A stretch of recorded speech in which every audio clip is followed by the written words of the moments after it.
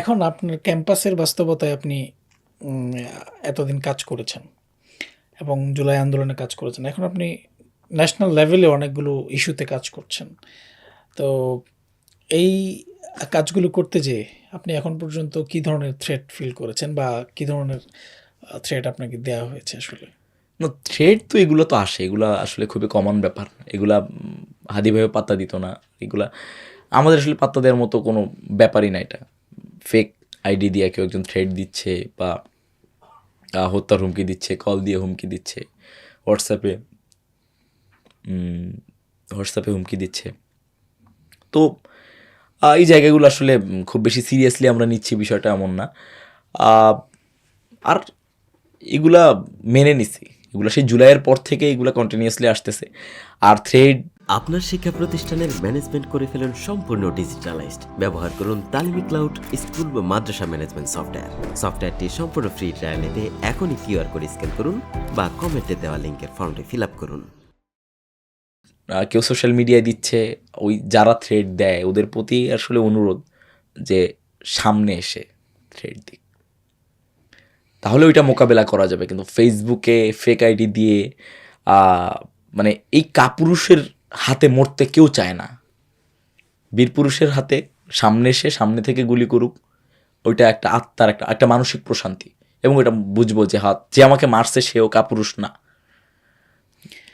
আ সবশেষে আমরা আজকেই জানাজা পড়লাম। আমাদের আপসহীন নেত্রী আমরা যাকে বলি, বেগম খালেদা জিয়া তিনি ইন্তেকাল করেছেন।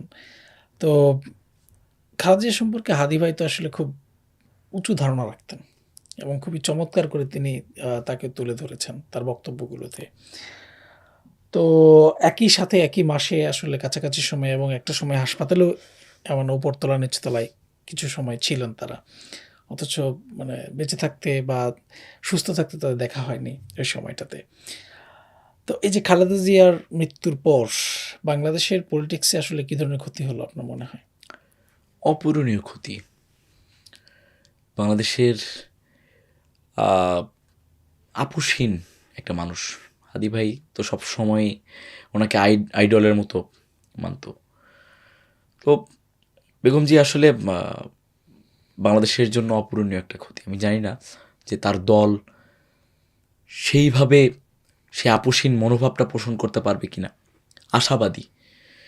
তবে আহ, ওই যে নিতান্তই একজন গৃহিণী থেকে শুরু করে আহ, মানে শহীদ রাষ্ট্রপতি জিয়াউর রহমানের মৃত্যুর পর সেই সাজালো সাজালো গোছালো একটা সংসারের একজন আহ, মানে গৃহিণী থেকে শুরু করে বাংলাদেশের জাতীয় রাজনীতিতে আসা, নিজেকে এস্টাবলিশ করা, স্বামীর দেয়া সে ওয়াদাটা, দলটা তো তার অবশ্যই তার একটা ওয়াদার মতো ছিল। সে ওয়াদাটা রক্ষা করে শেষ পর্যন্ত স্বামীর পাশেই সে শায়িত হলো। আমার মনে হয় যে লাখ লাখ মানুষের দোয়া তো পাচ্ছে। হাদি ভাই চাইতেন যে উনি আহ, একটু দেখা করতে বেগম জিয়ার সাথে। তো আল্লাহ পাশাপাশি তো মানে দেখা করার তো সুযোগ দেয় নাই হয়তো, বা আপনি যেটা বললেন যে উপরতলা নিচতলা একই মাসেই শাহাদাত বরণ করলো এবং লাখ লাখ মানুষের দোয়া নিয়ে গেল দুইজন মানুষই। এবং দুইজন মানুষই সারা জীবন আধিপত্যবাদের বিরুদ্ধে কথা বলে গেছে, আধিপত্যবাদের বিরুদ্ধে সংগ্রাম করে গেছে। হয়তোবা খালেদা জিয়ার থেকে সর্বোচ্চ ইন্সপিরেশনটা শহীদ হাদি ভাই পেয়েছে। খালেদা জিয়া এবং শহীদ হাদি ভাইয়ের থেকে সর্বোচ্চ ইন্সপিরেশনটা আমাদের জেনারেশন আমরা পাচ্ছি। এখন সবাই তো শোকাগ্রস্ত এবং শোক প্রকাশ করেছে, জানাজা এসছে, নামাজ পড়েছে। আমরা এর মাঝখানে দেখলাম যে আমাদের মিডিয়াগুলোর কোনো মিডিয়া হাউস আওয়ামী লীগের পলাতক নেত্রী খুনি হাসিনাকে শোক প্রকাশ করেছেন এই মর্মে খবর প্রকাশ করছেন। এই ধরনের খবর প্রকাশকে আপনি কিভাবে দেখেন যে হাসিনাও শোক প্রকাশ করছে? হাসিনাকে নর্মালাইজ করা, তাদের কাজই তো এটা। আওয়ামী লীগের মিডিয়া এবং কালচারে হাজার হাজার কোটি টাকা বিনিয়োগ করা আছে। এই যে মিডিয়াগুলা সফটলি তারা কিভাবে পুশ করতেছে আওয়ামী লীগকে, এখন পর্যন্ত কিভাবে নর্মালাইজ করতেছে। কোন হাসিনা এই বেগম জিয়ার আহ, মানে এই যে মৃত্যুতে দুঃখ প্রকাশ করতেছে, কোন হাসিনা? তারই তো বক্তব্য আছে যে বয়স তো অনেক হয়েছে, আর কত, কার লিভার নষ্ট হয় এটা তো আমরা জানি। এই ধরনের বক্তব্য কে দিছিল? কে ধীরে ধীরে বছরের পর বছর তাকে চিকিৎসা না করতে দিয়ে কারাবন্দি রেখে ঘরবন্দি রেখে কে তাকে হত্যা মানে ধীরে ধীরে মৃত্যুর মুখে ঠেলে দিছে? সে এখন এসে বিবৃতি দিচ্ছে এবং সেটা কোন মিডিয়া এটাকে প্রচার করতেছে তাদেরকে ফাইন্ড আউট করেন, আপনি এই সবগুলো প্রশ্নের উত্তর পেয়ে যাবেন যে কারা করতেছে। এবং এরাই হচ্ছে কালচারাল ফ্যাসিজম, মিডিয়া ফ্যাসিজমের সাথে জড়িত। এরা হচ্ছে মিডিয়া সন্ত্রাসী ছড়াচ্ছে। এই যে অ্যাট দ্য সেম টাইম তারা শহীদ ওসমান হাদি ভাইকে নর্মালাইজ করতেছে, অ্যাট দ্য সেম টাইম তারা বেগম জিয়ার প্রশ্নে এসে আওয়ামী ফ্যাসিবাদটাকে নর্মালাইজ করতেছে, যেটা বিগত সময়ে বেগম জিয়ার সাথে তারা যেই কাজগুলা করছে, যেই অন্যায়, যে বেইনসাফি, যেই জুলুমটা করছে, এই জুলুমটাকে তারা নর্মালাইজ করার জন্য হাসিনা দুঃখ প্রকাশ করছে, ওয়াজেদ জয় দুঃখ প্রকাশ করছে। কারা দুঃখ প্রকাশ করতেছে? খুনি। আমি এখন একজনকে খুন করে এসে তারপরে আমি তার লাশ নিয়ে আমি কানবো, বিষয়টা কেমন কিছু? তারা তো প্রকাশ্য খুনি। এবং বিএনপিকে অসংখ্য ধন্যবাদ জানাই যে তারা এই লক্ষ লক্ষ মানুষের সামনে জানা যায় বলতে পারছে ফ্যাসিস্ট হাসিনা তাকে ধীরে ধীরে তাকে মানে গৃহবন্দী রাখার মাধ্যমে, তাকে চিকিৎসা করতে না দেওয়ার মাধ্যমে তাকে ধীরে ধীরে মৃত্যুর দিকে ঠেলে দিছে। এই জন্য বিএনপিকে মানে মন থেকে ধন্যবাদ এবং কৃতজ্ঞতা জানাই। এটা আমাদের প্রত্যেকের মনের কথা। আমরা তো দেখছি সামনে ইলেকশন এবং নানান ধরনের সমীকরণ তৈরি হচ্ছে। একটা বড় বিষয়, আলোচিত বিষয় এখন, সেটা হচ্ছে জোট। আমরা দেখছি বিএনপি নেতৃত্বে কিছু দল জোট করেছে এবং সবচেয়ে আলোচিত জোট যেটি, সেটা হচ্ছে এখন পর্যন্ত যারা জানে 10 দল বা 12 দলের একটা জোট। সেখানে হয়তো কেউ বেরিয়ে যেতে পারে, আসতে পারে। জামাতের নেতৃত্বে সেই জোটে এনসিপিকে নেওয়া হয়েছে। এটা নিয়ে মিশ্র প্রতিক্রিয়া আমরা দেখতে পাচ্ছি। এটা সম্পর্কে আপনি কি বলবেন? এখন মিশ্র প্রতিক্রিয়া হওয়াটাই স্বাভাবিক ব্যাপার, কারণ এনসিপি গঠিত হয়েছে বিভিন্ন দল মত বা বিভিন্ন মতাদর্শের মানুষের সমন্বয়ে। সো যখন একটা রাজনৈতিক দলের তারা যাবে, তখন খুব স্বাভাবিক তার ভিতরে একটা পক্ষ থাকবে যাদের মতাদর্শের সাথে মিলবে না। তো আমার কাছে কয়েকটা বেসিক বিষয়ের জন্য আমার কাছে মনে হয়েছে যে এটা ঠিক আছে। কেন? ফার্স্ট কথা হচ্ছে যে বিএনপি মানে গণভোটের জায়গায় তো বিএনপি মানে এই যে নির্বাচনের সাথে হওয়ার তারা পক্ষে ছিল না। তো এই জায়গা থেকে একটা কনফ্লিক্টিং একটা সিচুয়েশন ছিল। তার থেকে বড় ব্যাপার হইতেছে যে এনসিপিকে তো কোনো না কোনো জায়গায় তাদের জোট হইতেই হইতো, কারণ এখন বাচ্চা একটা দল, এটা সবাই খুব ভালো করেই জানে। এবং আমরা মনে প্রাণে চাই যে ছাত্রদের মানে যারা আমরা জুলাই আন্দোলনে সক্রিয় ছিলাম তাদের প্রতিনিধিরা সংসদে যাক, এটা খুবই গুরুত্বপূর্ণ আমাদের বেঁচে থাকার জন্য।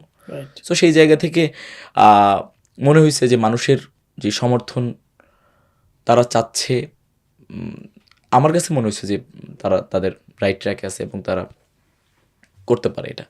এবং এইটা নিয়ে যে আমরা জলঘোলা করার চেষ্টা করলাম যে পাকিস্তানপন্থী একটা দলের পক্ষ কেন নিচ্ছেন, বা যারা বলতেছে তাদের থেকে আমি জাস্ট একটা প্রশ্নের উত্তরে নিতে চাই যে জামাত ইসলাম যদি আমি ধরে নিলাম যে জামাত ইসলাম পাকিস্তানপন্থী একটা দল, রাজাকার বা শিবিরকে আপনি অন করতে পারতেছেন না, তো শিবির এবং জামাতকে আপনি জুলাইয়ের সময় কেন বলে দেন নাই যে তুমি রাজাকার বা তুমি পাকিস্তানপন্থী, তোমার সাথে আমি আন্দোলন করব না? কেন তাদের শেল্টারে আপনি দিনের পর দিন সেই জুলাই থেকে শুরু করে 5 আগস্ট পর্যন্ত তাদের শেল্টারে আপনি বিভিন্ন জায়গায় থাকছেন, মুভ করছেন? কেন তাদের কর্মীরা আপনাকে নিরাপত্তা বেষ্টনী দিয়ে আপনাকে দিনের পর দিন আপনাকে নেতৃত্ব দিয়ে এই পর্যন্ত উঠায় আনছে? তখন কেন বলেন নাই যে আমি কোনো রাজাকারের সাথে আমি আন্দোলন করব না, আমি আমার আন্দোলন আমার মতো করে করব? তাছাড়া বিএনপি সহ অন্যান্য দলগুলো তো জামাতের সাথে জুটেছিল এটা দীর্ঘ সময়। জি না, এই যে মানে স্টেটমেন্টগুলো দিতে চাই, কেন তারা বের হয়ে যাচ্ছে বা এনসিপিকে নিয়ে কেন সমালোচনা হচ্ছে যে জামাত হয়তো বা মানে জামাত হচ্ছে মুক্তিযুদ্ধের প্রশ্নে বিতর্কিত, এই বিষয়গুলো আনতে যাচ্ছে। তো আপনি রিভলিউশনের সময় আপনি বলতেন। এখন যদি আপনি আমাকে পার্সোনালি বলেন যে ধরেন আমার নামে মানে মৃত্যু পরোয়ানা জারি হয়ে গেছে, আমি মোস্ট ওয়ান্টেড হয়ে গেছি, ভারত আমাকে বললো যে তোমাকে আমরা দিব, নিরাপত্তা দিব, আমি ভারতের নিরাপত্তা কেন নিব? আমি বাংলাদেশের বুলেট খেয়ে আমি মরে যাবো, তার থেকে আমি ভারতের নিরাপত্তা নিব না। এটা আমার স্টেটমেন্ট। আমি ব্যক্তি, আমি চাই যে বাংলাদেশের মানুষ বাংলাদেশের কোনো একটা অপরাধের জন্য বাংলাদেশের বুলেট দিয়ে আমাকে মারুক, আমি ভারতপন্থী বা ভারতের কোনো হেল্প নিব না। ওইভাবে আপনি আপনার মানসিকতা ওইটা করেন না যে হ্যাঁ আমি আগে থেকে আমি জামাতের বিপক্ষে ছিলাম, সো জামাতের সাথে আমি আন্দোলন করব না, জামাতের কোনো হেল্প আমি নিব না, জামাতের কোনো পলিসি মেকিংয়ের জায়গায় আমি থাকবো না, ছাত্র শিবিরের কোনো পলিসি মেকিংয়ে আমি থাকবো না, এটা বলেন। এখন যারা এনসিপি সমালোচনা করছে জোটে যাওয়ার কারণে, এরা কিন্তু আগেও এনসিপিকে অনেকেই সমর্থন করতে এরকম না। এখন দেখা যাচ্ছে এনসিপির প্রতি তাদের একটা মায়া মহব্বত, মনে হয় অনেকদিন তারা খুব আশায় ছিল এনসিপি জামাতের সাথে যাবে না, এটা তাদের প্রত্যাশা ছিল। এটা মায়া মহব্বত ঠিক না, এটা হচ্ছে কিছু কিছু মানুষ, আমাদের স্বজন আত্মীয় স্বজনদের মধ্যেও কিছু কিছু মানুষ থাকে যারা পরামর্শ দেয় জীবন ধ্বংস করে ফেলার জন্য। আচ্ছা, সো ওই জায়গাটাই হচ্ছে মানে এই এই এই মানুষগুলা ওই রকম একটা জায়গা আর কি। তো এটা ওই পরামর্শটাকে মানে যে নিতে হবে, আমার মনে হয় যে এটা এনসিপির জন্য রং কিছু হইতো। কারণ আমরা তো অবশ্যই শুভাকাঙ্ক্ষী, আমরা চাই, এখন পর্যন্ত জাতীয় রাজনীতিতে না গেলেও আমি চাই যে এনসিপির অন্তত পক্ষে যারা বিপ্লবী আছে এরা সংসদে গিয়ে কথা বলুক, তাহলে হয়তো বা জুলাইটাকে একটু হইলেও আমরা সাস্টেন করাইতে পারবো আর কি। সবশেষ আমরা হাদি ভাই তো ঢাকা 8 ইলেকশন করতে চেয়েছিলেন এবং অনেকটা কাজে তিনি এগিয়েছিলেন। হাদি ভাইয়ের মৃত্যুর পর, শাহাদাতের পর, আমরা তার ফ্যামিলির অনেকেই কথা উঠাচ্ছিল যে তার ফ্যামিলি থেকে যেন কেউ, তার ভাই, তার বোন, কেউ একজন নির্বাচন করেন, অথবা ইনকিলাব মঞ্চের কেউ যেন নির্বাচন করেন। আমরা দেখলাম যে তার পরিবার এবং ইনকিলাব মঞ্চ এই নির্বাচনে তারা কোনো মতেই অংশগ্রহণ করছে না। এটা আপনি কিভাবে দেখছেন? দেখেন, প্রথম ব্যাপার হচ্ছে যে হাদি ভাই পলিটিশিয়ান হবে বা ইলেকশন করবে এটা তার 5th প্রায়োরিটি ছিল। এটা যেটা বললাম যে উনি সবসময় এই পরিচয়টা বেশি দিতে চাইছে যে উনি একজন এই ইনকিলাব কালচারাল সেন্টারটাকে দিয়ে উনি বিভিন্ন কালচারাল যেই ইয়াটা আছে, ফ্যাসিজম আছে, এটার এগেইনস্টে উনি ফাইট দিবেন। সো ওইটা ওনার 5th প্রায়োরিটি ছিল। এবং মানে যে ইনকিলাব মঞ্চের সবাই যে খুব মানে সবাই যে হাদি ভাইয়ের প্রচারণায় থাকতো বিষয়টা মনে, ইনকিলাব কালচারাল সেন্টারের মতোই চলতেছিল। ইনকিলাব মঞ্চ একটা সংগঠন এবং উনি ওটার মুখপাত্র ছিল এই হিসেবে। তো তারপরে আমি যেদিন লাস্ট মনোনয়ন দেওয়ার লাস্ট দিন আমি জাবের ভাইকে বারবার কল দিচ্ছি বা জুমা আপুকে বারবার কল দিচ্ছি যে এখনো সময় আছে, আপনারা একবার একটু অনেক মানুষ চাচ্ছিল, সারা দেশের মানুষ চাচ্ছিল, আমাকে বারবার অনেকে মেসেজ দিচ্ছে, কল দিচ্ছে যে কি করতেছে না করতেছে। তো রিকোয়েস্ট করলাম। এখন জাবের ভাই যেই কথাটা বললো আসলে এটা ফেলে দেওয়ার মতো না। সেটা হচ্ছে বাংলাদেশের খুব কমন একটা টার্ম যে লাশকে ক্যাশ করা। এই অ্যাকচুয়ালি লাশকে ক্যাশ করে, ধরেন এখন ঢাকা 8 আসনে ইনকিলাব মঞ্চ যাকে দাঁড়া করায় দিবে, জামাত হোক বিএনপি হোক, সবাই তার সম্মানার্থে কিন্তু হয়তো বা বসে যেতে পারে, না বসে গেলেও জনগণের শতভাগ সমর্থন নিয়ে সে সংসদে যাবে। যাওয়ার পরে সেই লাশের আবেগ দিয়ে সে গেল। শহীদ শরীফ ওসমান হাদি নিজের যোগ্যতায়, বরিশাল থেকে আসা একটা মানুষ, নিজের যোগ্যতায় ঢাকা 8 আসনের নেতৃত্ব দিতে চাইছে, মুড়ি বাতাসা রাজনীতি এস্টাবলিশমেন্ট করতে চাইছে এবং 299 জনের, বাকি 299 জনের মানে অন্যায়ের বিরুদ্ধে সে সোচ্চার হইতে চাইছে। সে যেই ইফেক্টটা ফেলতে পারতো সংসদে, তার কোটায় আসা একজন কি সেই ইফেক্ট ফেলতে পারবে? আমরা দেখছি যে অনেক জুলাইয়ের পরে অনেক মাকে দেখছি নিজের ছেলের লাশ ক্যাশ করতে, অনেক ভাইকে দেখছি তার ভাইয়ের লাশকে ক্যাশ করতে। তা আমার কাছে মনে হয় যে নজরুলকে যেমন আমরা একটা জায়গায় রাখছি, আমরা আরেকজনকে বানাইতে যাই নাই যে হ্যাঁ নজরুলের খেলাফত হিসাবে আমরা আরেকজনকে আমরা ছোট নজরুল, মাঝারি নজরুল এইভাবে বানাইতে চাই নাই, নজরুল একজন রাখছি। সেভাবে শহীদ শরীফ ওসমান হাদি ওইভাবেই থাক। তার দীর্ঘ জীবন নাই, স্বল্প একটা জীবন, যতটুকু করছে এইটাকে রিসার্চ করে এইটা থেকে শিক্ষা নিয়ে বাংলাদেশের ইয়াং জেনারেশনের political ideology, cultural ideology build up হোক। এই ব্যাপারগুলো চিন্তা করেই আসলে আমার মনে হয় যে পরিবার এবং ইনকিলাব মঞ্চ এই প্রার্থীটা দেয় নাই এবং আমি এটাকে শতভাগ সমর্থন করি। এখানে একটা বিষয় আমরা এক্সাম্পল দেখি যে অনেক সময় শহীদ পরিবারের কেউ যখন নির্বাচনে দাঁড়ায় সে হয়তো কোনো না কোনো কারোর সাথে জোট করতো, তখন বিরোধী মানুষগুলো কিন্তু সেই বিরুদ্ধে চলে গেল। পাশাপাশি আমরা একটা বাজে উদাহরণও দেখলাম যে স্নিগ্ধ যে মীর মুগ্ধের যে ভাই, Actually, সেও কিন্তু একটি পলিটিক্যাল পার্টি জয়েন করার পরে সেখান থেকে কিন্তু তাকেও নির্বাচন করতে দেওয়া হচ্ছে না বা মনোনয়ন দেওয়া হচ্ছে না। এটা কিন্তু একটা অপমানজনক বিষয়। সব মিলিয়ে আসলে আমার মনে হয় শহীদ শরীফ ওসমান হাদি ভাই সার্বজনীন একজন মানুষ, সো তাকে কোনো দলের ভিতরে নেয়াটা এটা খুবই মানে আমি প্রথমে চিন্তা করতেছিলাম যে আসলে কেন হচ্ছে না, কারণ ওইটাও একটা কনসার্নের ব্যাপার যে শহীদ হাদি ভাই এবং তার যে কালচারাল যেই রিভলিউশনের যে চিন্তাধারা, এটাকে এস্টাবলিশ করতে গেলে আমি প্রথমে ভাবছিলাম যে এটাকে এস্টাবলিশ করতে গেলে সংসদে একজন মানুষ থাকা দরকার কিনা। পরে চিন্তা করলাম এটা নেগেটিভিটি, যে বাস্তবতা যেটা বলে যে হাদি ভাইয়ের প্রতি মানুষের যে ইমোশনটা, এটা আস্তে আস্তে আরও ধ্বংস হয়ে যাবে।